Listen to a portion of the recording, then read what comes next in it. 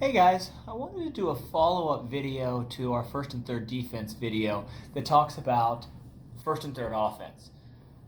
Just like as I explained when we do first and third defense, first and third offense is in the opposite, can score you a lot of extra runs. By having some clever first and third plays, you can really generate some offense that wouldn't have been there otherwise. I think teams we've had in the past have done a really good job of utilizing some of these offensive techniques to generate runs. So I want to briefly kind of explain to our players and maybe some of you other coaches out there some of the things that we're doing and how we're implementing it, and use this kind of time that we have off to get something out there to everybody. So first of all, first and third. We've talked about it before. If you remember on first and third defense, in the youth game, you get a ton of guys at first and third. The younger they are, more guys are on base. So offensively, also from a strategic standpoint, you can cause a lot of chaos by putting guys in action. All right. Today we're going to be talking about first and third offense on the small diamond.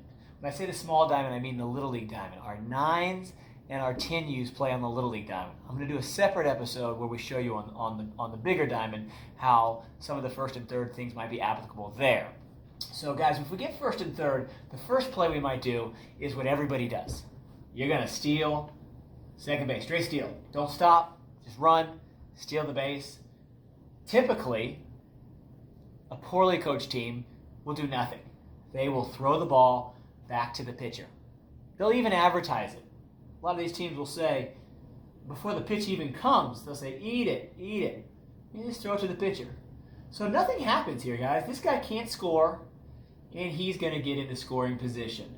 So you might just say, well, why not do that every time? Well, here's why. There's a lot of situations in the game that might call for a coach to implement a play that creates action. If we believe that the pitcher is really dominant in the game and we're going to have a hard time scoring a run, let's just say we have 2 outs, bottom of the 4th, 5th, somewhere late in the game, and we need to score a run and it just doesn't look like we're going to be able to get that other hit off of a pitcher, it might be time to call a play. So on the little field, if you want to generate some action, here's one of the plays that we use. So what we have our guy here at first base do is we'll run out and we'll have him stop in between first and third. Or no, here you stop between first and second. So what happens is your typical team that hasn't really worked on it, they throw it back to the pitcher, right? Pitcher catches it right here. Now he's got the ball and this guy is standing there and it looks like, wow, you're going to be able to get an out.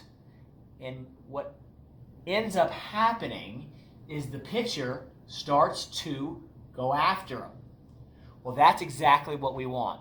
Now remember, the situation here is we're having trouble scoring runs. There's 2 outs. It's late in the game. We need to generate some offense. So when this happens, the further he gets away, the more the guy from third base starts to creep down the baseline, seeking an opportunity to score. And the second that pitcher runs our player towards second base and then releases it here, we're going to have an easy score. Now, it's an easy score in the small diamond because even for the younger players, there's only a few steps they need to get home. So if this guy ventures, the pitcher ventures too far, we're going to get an easy score. And a lot of times, guys, what actually happens is he ventures off and he panics. When this guy takes off, he turns and he throws the ball out of bounds. He throws it high. So again, guys, by coming out and stopping here between first and second, we stop them from just throwing to the pitcher and just standing there, and we generate offense. Now, important to note, a lot of times what happens is they'll throw it to the pitcher and he won't go after him. He doesn't go after him, take the bag, but we're going to take the bag anyway. So there's not a ton of risk here if this is a smart base runner, because what's going to happen is even if he throws here and gets in a rundown, we're going to get that run. Well, that's what we were trying to do. Just prolong the play, start action on the ball field. All right? I want to show one variation of that play, which is kind of a clever way to do it, which might generate a throw.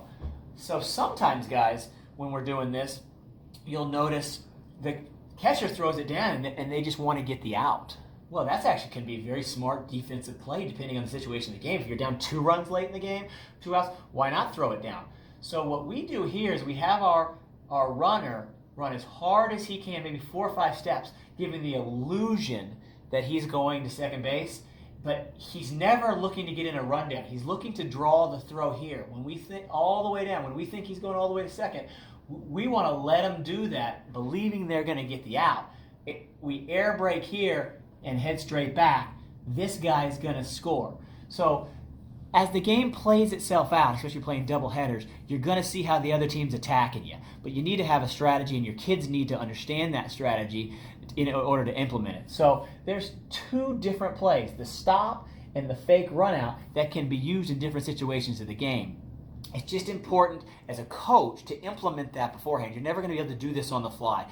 The kids have a hard time conceptualizing it. So it's very important that we implement, practice, and show the kids these techniques before we ever get out there. Hey, looking forward to being on the ball field soon. Hope you guys enjoyed the video.